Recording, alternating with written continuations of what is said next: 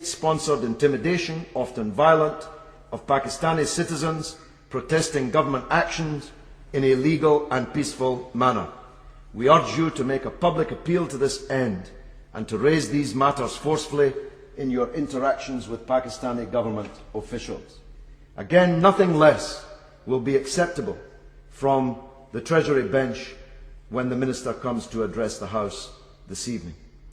But following my discussions with Imran Khan today, I want to indicate that the primary concern I have and the primary concern of most Pakistanis living in Britain is this: why is Altaf Hussain being allowed from a sofa in Edgware to conduct a terrorist campaign and a campaign of extortion of businesses and citizens in Sindh, and why was he given British citizenship?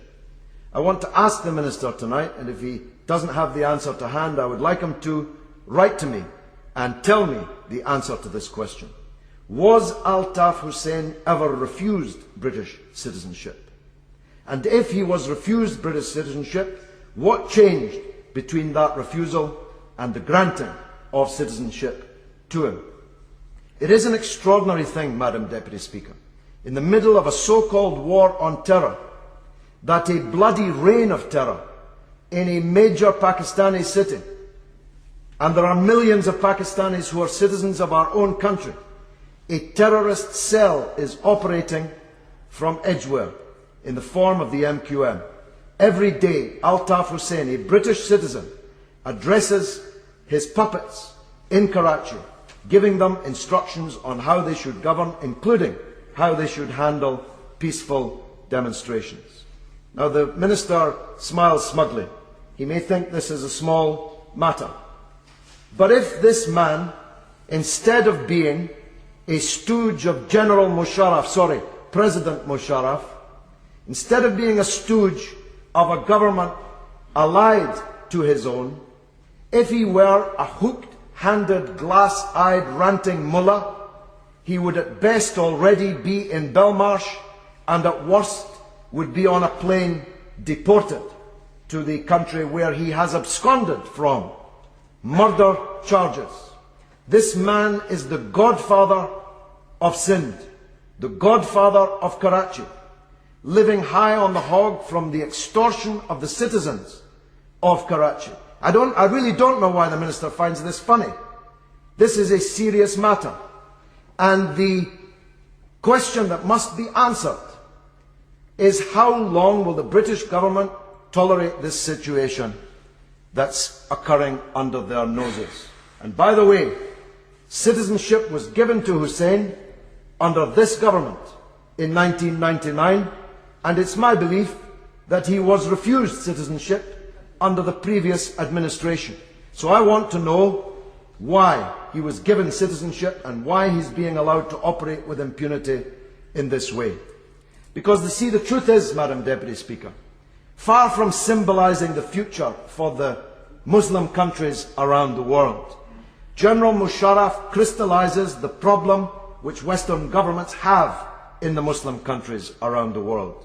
We tell people that we're invading countries in order to defend democracy and liberty, but we support dictators who crush democracy and liberty as long as they do it in concordance with Western policy on other matters.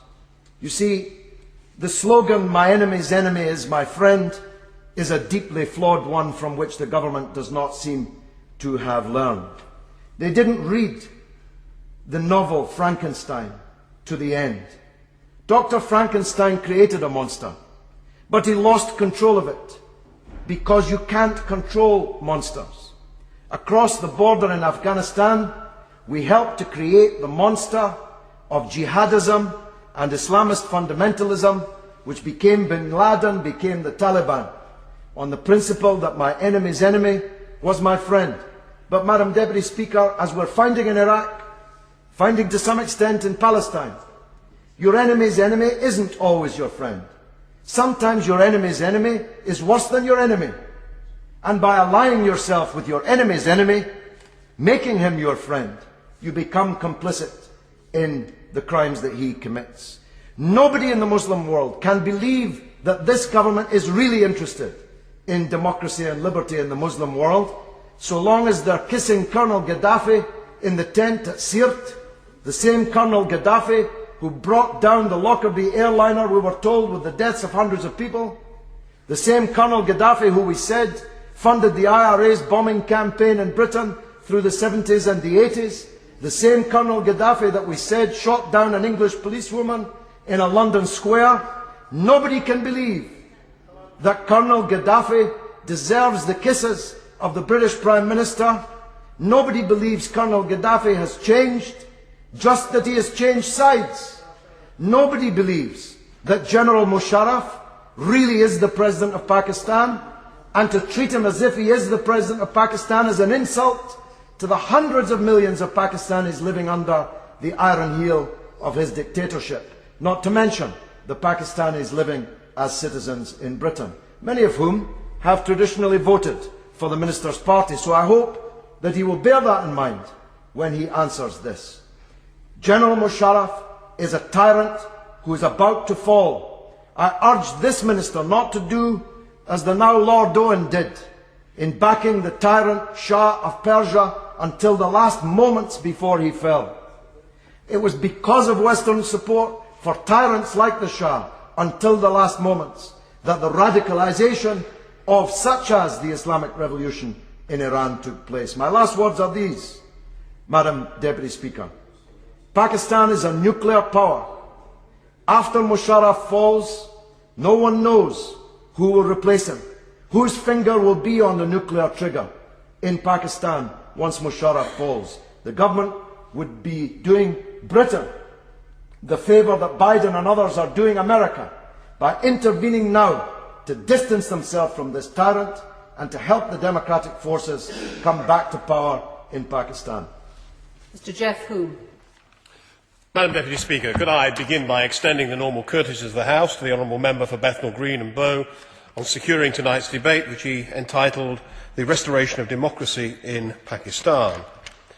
I'm sure that everyone, including I hope the Honourable Member, will join me in condemning the recent violence in Karachi and terrorist attacks in Pakistan which have killed and injured so many people.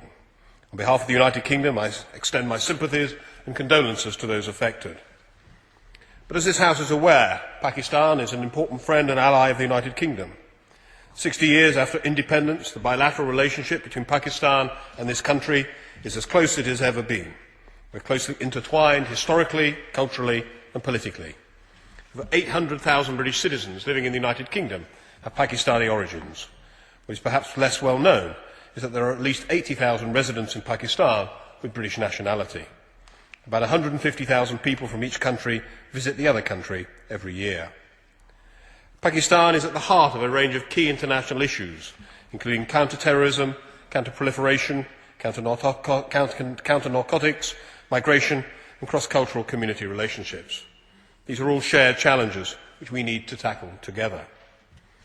The United Kingdom is grateful for the continuing cooperation on counter-terrorism which it receives from Pakistan, and for the sacrifices which Pakistan has made in the border region with Afghanistan to prevent the Taliban and other criminal elements from crossing that border. This debate is, however, focused on the question of democracy, and I want to deal with a number of related issues in turn. First of all, the question of human rights. This government welcomes President Musharraf's commitment to promoting enlightened moderation. Recent reform of the Hudud laws was an important step forward in human rights and democracy in Pakistan. Ministers have consistently raised human rights questions with the Pakistani government, welcoming its efforts on the Women's Protection Bill, for example. Follow-up from the British government detailed a number of our human rights concerns in Pakistan and offered UK support on a range of connected issues. One of these areas was the effect of the blasphemy laws on religious minority groups. We have welcomed Pakistan's efforts to address this issue and encourage further reform of discriminatory legislation. I am, of course, aware of the continuing problems faced by minority groups in Pakistan, such as the Christian community in the northwest frontier province. We continue to monitor closely the developments in these cases.